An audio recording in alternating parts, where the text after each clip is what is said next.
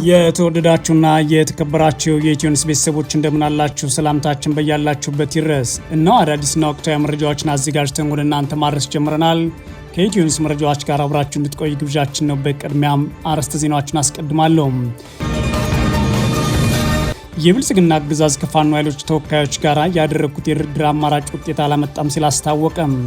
አገዛዙ የአማራ ክልል የሰላም ካውንስል ሲል በአቋቋመው ቡድን በኩል ኬንያ ናይሮቢ ላይ ከፋኖ ተወካዮች ጋር ተገናኝቼ ተነጋግሬ ነበር ብሏል። አፋብን በበኩሉ ካውንስል ነኝ በሚል የፖለቲካ ድላላ ስም በህዝብ ላይ እያላገጡ መኖር አይቻልም ሲል ምላሽ ሰጥቷል። በዝርዝር የምናየው ቀዳሚ ጉዳይ ነው። የትግራይን ሀብት እያሰባሰብን ነው፣ የትግራይ ጦርም ያልተጠናቀቀውን የትግራይ ትግል ለማጠናቀቅ ራሱን እያጠናከረ ይገኛል ሲሉ የቲዲኤፍ ወታደራዊ አዛዦች ተናገሩ። የአርሚ 22 አዛዥ ጀነራል ገብረስላሴ በላይን የፕሪቶሪያው ስምምነት ተበላሽቷል ሲሉ፣ ሌላኛው ጀነራል ማሾ በየነ ደግሞ ተበትነዋል ሲሉ የቆዩት አሁን ላይ ሊወጉን ነው በማለት እያለቀሱ ይገኛሉ ሲሉ የብልጽግና ኃይሎች ከሰዋል። በዝርዝር የምናየው ሌላኛው ጉዳይ ነው። በአማራና ትግራይ እንዲሁም አፋር ህዝቦች ግንኙነት ላይ የሚሰራ የሰላም ፎረም መመስረቱን የፎረሙ ሰብሳቢ አስታወቁ። ዋና ዓላማችን በመንግስት ላይ ጫና ማሳደርና ትርክቶችን በመስበር የህዝብ ለህዝብ ግንኙነት ማስቀጠልና በከፋ የሰላም እጦትና ችግር ላይ ያሉ ህዝቦችን ማገናኘት ነው ብሏል። የብልጽግና አገዛዝና መንግስታት ባይወዱልንም እነዚህ መድረኮች ግን በአፋርና በአማራ ክልል ለማድረግ ጨምረን ተዘጋጅተናል ብለዋል። በዝርዝር እናያለን። የዓለም ጤና ድርጅት ዋና ዳይሬክተር ዶክተር ቴድሮስ አዳኖም በደቡብ አፍሪካ በቅርቡ ያገረሸውን የውጭ ሀገር ዜጎች ላይ ያተኮረ የጥላቻ ጥቃት አጥብቀው ኮነኑ። ዋና ዳይሬክተሩ በጥቃቱ ሳቢያ የሰዎች ህይወት መጥፋቱን፣ በሺዎች የሚቆጠሩ ሰዎች መፈናቀላቸውና ሌሎች በርካቶችም ለደህንነታቸው ሲሉ ለመሸሽ መገደላቸውን አስታውቀዋል። አሁን ባለው የደቡብ አፍሪካ ሁኔታ ላይ የአፓርታይድ ስርዓትን ለመታገል እንደ ኢትዮጵያ ያሉ ሀገራትን ማባረርም ሆነ እነሱ ላይ ጉዳት ማድረስ ተገቢ ነው ወይ ሲሉ ጠይቀዋል። በዝርዝር እናየዋለን። አሜሪካና ኢራን ጦርነቱን ለማቆም ከስምምነት የደረሱባቸው መግባቢያ ነጥቦች ይፋ ሆኑ። የኒውክሌር መርሃ ግብሮችና ተያያዥ ጉዳዮች የሚቀጥሉ 60 ቀናት ውይይት ይደረግባቸዋል ሲሉ የኢራን የውጭ ጉዳይ ሚኒስቴር አስታውቋል። ኢራን ታዲያም እስራኤል በሂዝቦላ ላይ የምትፈጽመውን ጥቃት ሙሉ በሙሉ ማቆም አለባትም ብላለች። የተወደዳችሁና የተከበራችሁ የኢትዮኒውስ ቤተሰቦች ወደ ዝርዝሩ አልፋለሁ። አብራችሁን ቆዩም። አርቲስት ሰማኝ በለው በድንገት ማረፉ ተሰማ። በባህላዊና ዘመናዊ ሙዚቃዎች ከፍተኛ ተደማጭና ዝነኛ የነበረው ሰማኝ በለው ማረፉ የተሰማው ዛሬ ጠዋት ላይ ነው። ሰሜ ባላገሩ በሚል ቅጽል ስም የሚታወቀው አርቲስት ሰማኝ በለው በድንገት ማረፉን ቤተሰቦቹ አስታውቋል። ቤተሰቦቹና የቅርብ ጓደኞቹ እንዳሳወቁት አርቲስቱ ዛሬ ጠዋት የድካም ስሜት ተሰምቶት ወደ ሕክምና እየሄደ ባለበት ሁኔታ ላይ አርፏል። ድንገት ድጋም ተሰማኝ ማለት ሁለቱ ልጆች ወደ ሆስፒታል ይዘው ሲሄዱ ሲሆን ለሕክምና ሳይደርስ ቁጭ ባለበት ላይ አርፏል ሲሉ አስታውቀዋል። አርቲስት ሰማኝ በለው በባህላዊና በዘመናዊ ዘፈኖቹ እጅግ አድናቆት የተቸረው ድምፃዊ ሲሆን የባል ሀገር ፍቅር በተሰኘውና ለረጅም ጊዜ ብሔራዊ ቲያትር በታየው ቲያትር ላይ በመተወን ተወዳጅነትን አትርፏል። አርቲስቱ ቁምጣ መልበስ ሰሜ ባለ ቁምጣ ወይም ባላገሩ የሚል ቅጽል ስሙን እስከ መውደድ ደርሶ በርካቶቹ የሚያደንቁትም ነበር። አርቲስቱ ከጓደኞቹ ይሁን የበላይና አንሙት ጋር በመሆን በሰራው ሙዚቃ ድራማዊ እውቅና ላይ ባለውና አንቺ የጓ በተሰኘው ዜማው በአዲስ አበባ ጨምሮ በሌሎች ዓለማት እየዞረ እነዚህን ፕሮግራሞች ማቅረቡ ይታወቃል። በኋላ ላይም ወደ አዲስ አበባ መምጣት የራሱን ባህላዊ ሙዚቃ ቤት ከፍቶ በርካቶችን አዝናንቷል። በድምፅና በልዩ ዜማ ቅላጼው አይረሴ ስራዎች በብዛት ያበረከቱ ሰማኝ በለው በኢትዮጵያው ዝነኛ ከመሆኑም በላይ በአንድ ወቅት ባጋጠመው መኪና አደጋ ለ3 ዓመት እስር ተፈርዶበት በወቅቱ አነጋጋሪም ሆኖ ነበር። ከፍተኛ አካላዊ እንቅስቃሴና ውዝዋዜን የሚያሳየው እንዲሁም ችሎታ ያለው አርቲስት ሰማኝ በለው በመድረክ ስራዎች ላይ ተወዳጅና ተናፋቂ ሆኖ ለዓመታት ቀጥሎ ነበር። ሰማኝ በለው በተወለደው በጎጃም ባህር ዳር ከተማ ቀበሌ 11 መስከረም 17 1958 ዓ.ም ሲሆን በዛሬው ዕለት ሰኔ 8 2018 ዓ.ም በድንገት ከዚህ ዓለም መለየቱ ታውቋል። ኢትዮኒውስ ለአርቲስቱ ቤተሰቦችና አድናቂዎች መጽናናትን ይመኛል። የብልጽግና አገዛዝ ከፋኖ ኃይሎች ተወካዮች ጋር ያደረጉት የድርድር አማራጭ ውጤት አላመጣም ሲል አስታወቀ። አገዛዙ የአማራ ክልል የሰላም ካውንስል ሲል ባቋቋመው ቡድን በኩል ኬንያ ናይሮቢ ላይ ከፋኖ ተወካዮች ጋር ተገናኝቼ ተነጋግሬ ነበር ብሏል። አፋብን በበኩሉ ካውንስል ነኝ በሚል የፖለቲካ ድላላ ስም በህዝብ ደም ላይ እያላገጡ መኖር አይቻልም ሲል ምላሽ ሰጥቷል። የብልጽግና አገዛዝ በ2 ሳምንት የፋኖ ኃይሎች ትጥቅ ብቻም ሳይሆን ቀበቷቸውን አስፈታለሁ በሚል በአማራ ክልል የከፈተው ጦርነት ለ3 ዓመታት ከፍተኛ ሰብአዊና ቁሳዊ ጉዳት እያስከተለ ቀጥሏል። አገዛዙ በወታደራዊ አዛዦችና ፖለቲካ አመራሮች በኩል በየጊዜው ወደ ሚዲያ እየቀረበ በ2 ወር አጠናቅቃለሁ፣ የፋኖ ኃይሎችን በ3 ወር አጥፋቸዋለሁ፣ አከርካሪያቸውን ሰብራቸዋለሁ፣ ቆመው እንዳይዋጉ አድርጋቸዋለሁ፣ በታስኛቸዋለሁ፣ ዋሻ ለዋሻ ተሽለኮለኩ፣ የጅብ ግልገል ይዘው ሄዱ፣ አንዳንዶቹም ተደበቁብን፣ ልናናገራቸው ሲል ጠፉ የሚሉና ሌሎች ሲናገሩ ቢደመጡም በክልሉ በአገዛዝ ጦር በፋኖ ኃይሎች መካከል የሚደረገው ውጊያ ግን ዛሬም ቀጥሎ ይገኛል። የብልጽግና አገዛዝ በክልሉ የሚደረገውን ጦርነት በሶስተኛ ሀገር ሀቀኛ ድርድር ተደርገው መፍትሄ እንዲሰጠው ሲጠየቅም ለሰላም እጅ ስጡ፣ ድርድር የሚባል ነገር የለም፣ በአዳራሽ ገብታችሁ ጠብቁኝ፣ በየወረዳውና በየዞኑ ባለ አዳራሽ ተቀምጣችሁ ጠብቁን በሚል መልስ ሲሰጥ ቆይቷል። በዚህም በተናጠል እጅ የሚሰጡ ታጣቂዎች ለሚዲያ ፍጆታ መዋል ድርድር ሲሸሽ ተስተውሏል። የፋኖ ኃይሎች በኩላቸው በመርህ ደረጃ ድርድርን የሚቀበሉ ቢሆንም የአገዛዙንና የብልጽግናን ለድርድር የሚታመን አካል አለመሆን በመግለጽ ችትታቸውን ሲያቀርቡ ቀጥለዋል። ይህ በእንዲህ እንዳለ ታዲያ በአገዛዙ መመስረቱ የሚነገርለት የአማራ ክልል የሰላም ካውንስል በናይሮቢ የተሞከረ ድርድር ከሽፏል ማለቱን በዛሬው ዕለት ሰኔ 8 2018 ዓ.ም አሃዱ ሬዲዮ አስታውቋል።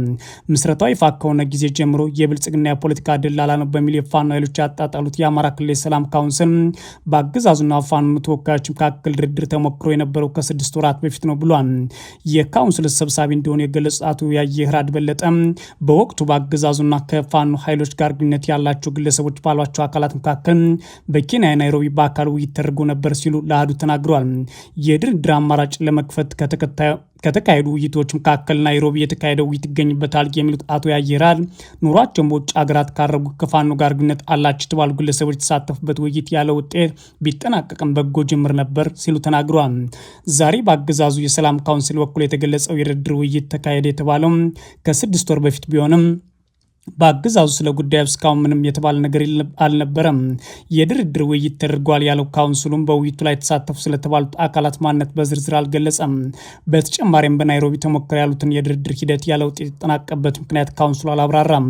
የአማራ ፋኖ ብሔራዊ ንቅናቄ በአገዛዙ በኩል ለተሰራጨው የድርድር መረጃ አጭር ምላሽ የሰጠ ሲሆን አፋብን የአማራ ክልል ሰላም ካውንስል ነኝ የሚለው የፖለቲካ ደላላ ቡድን ገና እንደተመሰረተ ተነቅጦበት ፈርሷል ሲል አስታውቋል። የአፋብን ዝግጁነት መምሪያ ኃላፊ አርበኛ አስረስ ማረ ዳምጤ በብልጽግና ቤት አጀንዳ ሲጠፋ ከ6 ወር በፊት ናይሮቢ ላይ ከፋኖ ተወካዮች ጋር ተነጋግሬ ነበር የሚል ዜና አሰርቷል። የአማራ ክልል ኦባሳንጆ ለመሆን እየጣረ ያለው የአየራድና ጓደኞቹ ስብስብ የፕሮጀክት ብር ከማወራረድ ያለፈ ሚና እንደሌለው ገና ከጥንስሱ ገልጸናል። በህዝብ ደም ላይ ያላገጡ መኖር አይቻልም ሲል በይፋዊ ገጹ ላይ ምላሽ ሰጥቷል። መሬት ላይ ያለው ሀቅ ሌላ ነው ያለው አርበኛ አስረስ ማረ ዳምጤ አብይ አህመድ የብልጽግና የፓርክ አብዮት የሚጠብቅ አብዮታዊ ዘብ እያቋቋመ ነው። በሹም አብደታ ኮማንዶ፣ በይልማ መርዳሳ ጀቶች፣ በኤምሬቶች ድሮን፣ በብርሃኑ ጁላ እልፍ እግረኛ መተማመን ተስኖት ራሱ የሚመራው ኃይል እያሰለጠነው ሲልም ጨምሮ አስታውቋል። ይህ በእንዲህ እንዳለ በአማራ ክልል የተለያዩ አካባቢዎች በአገዛዝ ጦርና ፋኖ ኃይሎች መካከል የሚደረገው ውጊያ ዛሬ መቀጠሉን የተሰማው በሸዋ ቀጠና ከመንዲዳ ከተማ ወደ እሁድ ገበያ በጉዞ ላይ በነበረ የአገዛዝ ጦር ላይ በተከፈተ ውጊያ በርካቶች መገደላቸውን የመረጃ ምንጮች ተናግረዋል። በውጊያው ከተገደሉት መካከል የኦሮሚያ ክልል ልዩ ኃይል አባላት ይገኙበታል ተብሏል። በተመሳሳይ በምስራቅ ጎጃምና በምዕራብ ወሎ የተለያዩ አካባቢዎች የፋኖ ኃይሎች በከፈቱ የደፈጣ ውጊያ በርካታ የአገዛዙ ጦር አባላት የሞትና የአካል ጉዳት ደርሶባቸዋል ሲሉ የፋኖ የመረጃ ምንጮች ተናግረዋል። ውጊያው የተከፈተው የአገዛዙ ጦር ከደብረ ማርቆስ ወደ ስናን እንዲሁም ከመካነ ሰላም ከተማ ወደ አማራ ሳይንት ጉዞ ላይ በነበረበት የአገዛዙ ጦር መሆኑን የመረጃ ምንጮች አክለው ተናግረዋል። የትግራይ ጦር ያላጠናቀቀውን ትግል ለማጠናቀቅ ራሱን እያጠናከረ ነው፣ የትግራይ ሀብትንም እያሰባሰበ ነው ሲሉ የቲዲኤፍ አዛዦች ተናገሩ። የአርሚ 22ቱ አዛዥ ጀነራል ገብረስላሴ በየነ የፕሪቶሪያ ስምምነት ተበላሽቷል ሲሉ፣ ሌላኛው ጀነራል ማሾ በየነ ደግሞ ተበትነዋል ሲሉን ቆይተው ሊወጉን ነው ማለት እያለቀሱ ይገኛሉ ሲሉ የብልጽግና ኃይሎች ከሰዋል። የትግራይ ሰራዊት አዛዦች ኦባሳንጆ ለብልጽግናዎች ጊዜ ሊገዛላቸው መቀለ መጣ ማለት ነው የተናገሩት። አዛዦቹ ሜጀር ጀነራል ማሾ በየነ የብልጽግና ሰዎች ሊወጉን ነው እያሉ ያለቅሳሉ፣ ነገር ግን ደግሞ ተበትነዋል ሲሉ ከርመው ነበር ማለት የወቀሱ ሲሆን አልጀዝራ ድረስ ሄደው እያለቀሱ ነው ማለት ተናግሯል። የጦር አዛዡ ማዦ በየነ የኦባሳንጆን ወደ መቀሌ መሄድ እድሜና ጊዜ ለመግዛት የሚደረግ ጥረት እንደሆነ የተናገሩ ሲሆን የኦባሳንጆ መምጣት ሆነ ሌሎች እንቅስቃሴዎች በሙሉ ፍሬ አልባ ናቸው፣ ብልጽግና ጊዜ ለመግዛት እየተጠቀምባቸው ይገኛል ሲሉ አጣጥለዋል። ጄኔራሉ ጌታቸው ረዳና ሬድዋን ሁሴን በአልጀዝራ የትግራይ ኃይሎች ከሌሎች ጋር ተጣምረው በአገዛዙ ጦር ላይ በቅርብ ጊዜያት ውጊያ ሊከፍቱ ነው ብለው የጻፉትን ጽሑፍ በመጥቀስ ተበትነዋል ሲሉን ከርመው ሊወጉን ነው እያሉ አልጀዝራ ድረስ ሂዶ ማልቀስ የሚጠበቅ ነው ብለዋል። የሰሜን ምስራቅ ግንባር አዛዥ የሆኑት ሜጀር ጀነራል ማሾ በየነ እንደ ትግራይ አሁን ያለውን ሁኔታ ወደ ጥቅማችን ለመቀየር ኃይላችንን አንድ የምናደርግበት ጊዜ አሁን ነው በማለት የተናገሩ ሲሆን የትግራይ ጦር ያልተጠናቀቀ ተግባር አለው። ይህም እንደ ጦር ሁሉን አቀፍ ዝግጁነት የሚያስፈልገው ጊዜ ላይ ይገኛል ብለዋል። ሌላኛው ጀነራል ገብረስላሴ አሁን ላይ የአርሚ 2 ጦር አባላትን የሚመሩ ሲሆን በወቅታዊ ጉዳይ ላይ የጦር አባላት ሰብስቦና ስልጠናቸውን አጠናቀዋል የተባሉትን ኃይሎች አስቀምጠው በአጠቃላይ የትግራይ ሰራዊት ተጠናክሯል፣ ወደ ግቡም ይደርሳል ሲሉ ተደምጠዋል። የጦር አዛዡ ገብረስላሴ በላይ በፌዴራል አገዛዝ እንቅፋት መሆን ምክንያት ከፕሪቶሪያ ተኩስ አቁም ስምምነት የሚጠበቀው ነገር ተበላሽቷል ሲሉ የጠቀሱ ሲሆን ስለዚህም መንግስት አሁን ያለውን የቀውስ ወቅትና ውድመት ለማሸነፍ የትግል አቅሙን ለማጠናከር እንደ አማራጭ ተቋቁሟል ሲሉ እነ ዶክተር ደብረጽዮን ገብረ ሚካኤል የመሰረቱትና ተመልሶ ስልጣን የያዘውን መንግስት የሚገባውን ቦታ ይዟል ብሏል። ዋና አዛዦቹ የትግራይ ተወላጆች አንድነትና ጥንካሬ ወደ ቀድሞ ሁኔታቸው መመለስ ጀምሯል ያሉ ሲሆን ይህም የአንድነታችንና የትግላችን ውጤት ነው ብለው ጠቅሰውታል። ሰራዊታችን ተጠናክሯል፣ መንግስታችን ተመልሷል ማለት የተደመጡት አዛዦቹ ጠላት ብለው የሚጠሩት ብልጽግናና የቀድሞ ጓዶቻቸው አሁን ላይ የሚያሰሙትን ክስ ያጣጣሉ ሲሆን እነሱ ወረራ ለመፈጸም ተዘጋጅተዋል፣ ነገር ግን ለሁለንተናዊ መከታ ከማንኛውም ጊዜ በላይ የተሻለ አቅም አለን ሲሉ ተደምጧል። ጄኔራል ኃይለ ሥላሴና ማሾ በየነም አሁን ላይ የብልጽግና አገዛዝ የሚያመጣውን ጥቃት ለመመከት ብቻ ሳይሆን ለአንዴና ለመጨረሻ የትግራይ ጥያቄዎችን ለማስመለስ ተዘጋጅተናል በማለት መናገራቸውን የክልሉ ሚዲያዎች ዘግበዋል። በአማራ ትግራይና አፋር ህዝቦች ግንኙነት ላይ የሚሰራ የሰላም ፎረም መመስረቱን የፎረሙ ሰብሳቢ አስታወቁ። ዋና ዓላማችን በመንግስት ላይ ጫና በማሳደር የህዝቦችን ግንኙነት ማስቀጠልና ሰላም ማስፈን ነው ያሉት የፎረሙ መሪዎች ትርክቶችን በመስበር የህዝብ ለህዝብ ግንኙነቶችን ለማሳደግ መድረኮች ይዘጋጃሉ ማለት በአማራና በአፋር ክልል ጭምር ለማዘጋጀት መዘጋጀታቸውን ገልጸዋል። በትግራይ አማራና አፋር ህዝቦች የእርስ በርስ ግንኙነት ላይ የሚሰራ እውቅና ያለው ነው የተባለው የህዝብ ለህዝብ ግንኙነት የሰላም ፎረም በትግራይ ክልል ነው የተመሰረተው። ይህ የህዝብ ለህዝብ የሰላም ፎረም ምስረታውን የመጀመሪያ መድረኩን ባለፈው ግንቦት ወር በትግራይ ክልል ውስጥ ያደረገ ሲሆን ተገቢውን ፍቃድና የህግ እውቅና ከክልሉ መንግስት አግኝቻለሁ ማለት የፎረሙ የቦርዱ ዋና ሰብሳቢ ተናግረዋል። ኢትዮኒውስ ያነጋግራቸው የቦርዱ ዋና ሰብሳቢ ገብረ አብግዚ ሀጎስ ምንም አይነት የፖለቲካ ዓላማና ጥገኝነት ሳይኖረን የህዝባችንን አብሮነትና ሰላም እናስጠብቃለን፣ የነበሩ ስህተቶችን እናርማለን ብለን ተነስተናል ብለዋል። ኃላፊው የፎረሙ ምስረታ ዋና ዓላማ ሲያስረዱም የአማራ የትግራይና የአፋር ህዝቦች ለህዝብ ለህዝብ መልካም ግንኙነት አስተማማኝና ዘላቂ ሰላም እንዲኖር እንዲሁም ለሌሎች የኢትዮጵያ ህዝቦች መልካም ተሞክሮ እንዲሆን አልመናም ብለዋል። በተጨማሪም 3 ክልሎች ያላቸውን ጂኦፖለቲካዊና ጂኦግራፊ አቀማመጥ መሰረት በማድረግ ወደፊት ደህንነታቸውንና ጥቅማቸውን ለማስጠበቅ በስትራቴጂካዊ ዝምድና እንዲታይ ግንዛቤ ለማስጨበጥ ህዝቡን ማገናኘት ዓላማችን ነው ብለዋል። ይህ ተግባር በአማራ ክልል፣ በአፋር ክልል እንዲሁም በሌሎች አካባቢዎች ለማድረግ ተዘጋጅተናል ያሉት ኃላፊው በአሁኑ ሰዓት እነዚህ ቦታዎች ላይ ያለው አገዛዝና መንግስታት ላይ ፈቅዱልን ይችላሉ፣ ነገር ግን እኛ መልካም መልኩ ይታያል ብለን ባናምንም በአካባቢዎችና በአዋሳኞች ግን መድረኮችን ማዘጋጀታችን አይቀርም ብለዋል። በትግራይ የተካሄደውን መድረክ በአማራ በአፋርና ትግራይ አዋሳኝ አካባቢ ባሉ ህዝቦች መካከል ማድረግ እንፈልጋለን ብለዋል። በእሳቸው ንግግር መሰረት በምስረታው ጊዜ 50 ሰዎች ከ3ቱም አካባቢ ተውጣጣው ምስረታው ተካሂዷል። ሰብሳቢና ምክትል ሰብሳቢ እንዲሁም ጸሐፊ ቦርድም ተዋቅሮለታል ብለዋል። የፌዴራል ኃይሎችን ስብስብ ነው ብለው የሚያምኑ አሉ የሚሉት ኃላፊው የስተት እንደሆነ ገልጸው የህዝብ ለህዝብ ግንኙነት ለማጠናከር ያለመ ብቻ ነው። እኛ የፌዴራሊስት ኃይልም አይደለንም። የፖለቲካ ዓላማችንም ምንም የሚባል አይደለም። በዋናነት ሰላም ማስፈንና በሰላም እጦትና በሽታ እየተሰቃየ ያለውን ህዝብ በገበያ እንዲገናኝ፣ በሃይማኖቱ እንዲቋቋም፣ አብሮነት እንዲያሳይ ማድረግ ነው ብለዋል። ፖለቲከኞችና ኤሊቱ የፈጠረውን ቀውስ ህዝቡ ጎድቶታል፣ መኖር አልቻለም፣ ሰላም ያስፈልገዋል፣ እስከ ስንት ጊዜ ሲያለቅሳል የሚሉት ኃላፊው አሁን ደግሞ ህዝቡ በሰላም ይኖር ዘንድ በሁሉም በኩል በጎ ጫና ለመፍጠር አስበናል ብለዋል። ሁሉም ህዝቦች ሰላም፣ ልማት፣ ፍትህ፣ ዲሞክራሲ የሰፈነበት ነገር ይፈልጋሉ። እንደ ህዝብ የትኛውንም ህዝብ ለሌላው ህዝብ ጠላት ነው ብለን አናምንም። እንደ ህዝብም ጠላት ተብሎ አይፈረጅም። ከዚህ በፊት የተደረጉ ሙከራዎችም ውጤት አላመጡም። ህዝብ ለህዝብም አልተጣላም በማለት ለኢትዮኒውስ የተናገሩት ዋና ሰብሳቢው እናም በሰው ልጅ ያሉ እውነታዎችን እንዲሆነው እያለ ስለ ራሳቸው ጥቅም የሚያስቡ መሪዎችና ሊቃን በሚፈጥሩት ትርክትና ልዩነት ምክንያት ምንም የማያውቀው ህዝብ ሰለባ ሲሆን ኑሯል። ይህንን ማስቆም ፈልጋለን በማለት ተናግረዋል። የዓለም ጤና ድርጅት ዋና ዳይሬክተር ዶክተር ቴዎድሮስ አዳኖም በደቡብ አፍሪካ በቅርቡ ያገረሸው የውጭ ሀገር ዜጎች ላይ ያተኮረ ጥላቻ ጥቃት አጥብቀው ኮነኑ። ዋና ዳይሬክተሩ በጥቃቱ ሳቢያ የሰዎች ሕይወት መጥፋት፣ በሺዎች የሚቆጠሩ ሰዎች መፈናቀላቸውና ሌሎች በርካቶች ለደህንነታቸው ሲሉ መሸሻት መገደዳቸው ይህ እጅግ ነውር ነው ብለዋል። ዶክተር ቴዎድሮስ አዳኖም ሰኔ 7 ቀን 2018 ዓ.ም በማህበራዊ ገጻቸው ባስተላለፉት መልእክት የተከሰተው ጥቃት እጅግ ልብ ሰባሪ መሆኑን ገልጸው በመቶዎች የሚቆጠሩ ሰዎች ወደ ፓርላማ ያመሩበት ሰልፍ መደረጉና በሺዎች የሚቆጠሩ አባወራዎች ከመኖሪያ ቀያቸው መፈናቀላቸውን ጠቁመዋል። እንደ ዋና ዳይሬክተሩ ማብራሪያ የጥቃቱ ሰለባ ከሆኑት መካከል ቢያንስ 5 ኢትዮጵያውያን የተገደሉ ሲሆን በተጨማሪም 5 የሞዛምቢክ ዜጎች በመሰል ቤይ አካባቢ ህይወታቸው አልፏል። አክለውም ሌሎች በሺዎች የሚቆጠሩ ንጹሃን በአሁኑ ወቅት ነፍሳቸውን ለማዳን በመሰደድ ላይ ይገኛሉ ብለዋል። ዶክተር ቴዎድሮስ ይህን አሁን የሚታየውን ጥቃት ደቡብ አፍሪካ የአፓርታይድ ስርዓትን ለመጣል በምታደርገው ትግል ወቅት የሌሎች የአፍሪካ ሀገራት ያሳዩትን አጋርነት የካደ ተግባር ነው ያሉ ሲሆን በተለይ የሚቀድሙ የደቡብ አፍሪካ ፕሬዚዳንት ኔልሰን ማንዴላ ለመደገፍ ኢትዮጵያ ያበረከተችው ታሪካዊ አስተዋጽኦም ሊረሳ አይገባም በማለት አስታውሰዋል። ደቡብ አፍሪካውያን ወደ መጤ ጥላቻ ስትመለስ ማየት አገሪቱ ለነጻነትና ለሉዓላዊነት ያደረገችውን ተጋድሎ በታሪክ የሚያጉድፍ አሳዛኝ ክደት ነው ያሉት ዶክተር ቴዎድሮስ አፍሪካውያን በአፓርታይድ ላይ በጋራ መቆማቸውና ኢትዮጵያ ማንዴላ በአገሪቱ በሚጓዙበት ወቅት ሙሉ ድጋፍ ስታደርግላቸው እንደነበር ጨምረው ጠቅሰዋል። ማንኛውም አይነት ቅሬታዎችና አለመግባባቶች ተጋላጭ በሆኑ ማህበረሰቦች ላይ ጥቃት በመሰንዘር ሳይሆን በህጋዊና በዳኝነት ተቋማት አማካኝነት መፈታት አለባቸውም ብለዋል። አለመግባባቶችና ቅሬታዎች በፍትህ ስርዓቱና በህግ የበላይነት መፈታት አለባቸው እንጂ በህገ ወጥ የቡድን ጥቃትና በጋራ ቅጣት መሆን የለበትም ይላሉ። ጥቃቶቹ በአስቸኳይ እንዲቆሙ ጥሪ ያቀረቡት ዶክተር ቴዎድሮስ አዳኖም ባለስልጣናትና አካባቢ ማህበረሰቦች ለአደጋ የተጋለጡ ወገኖች እንዲጠብቁና የጋራ የሰብአዊነት እሴቶች እንዲያዳብሩ ማሳስቧል።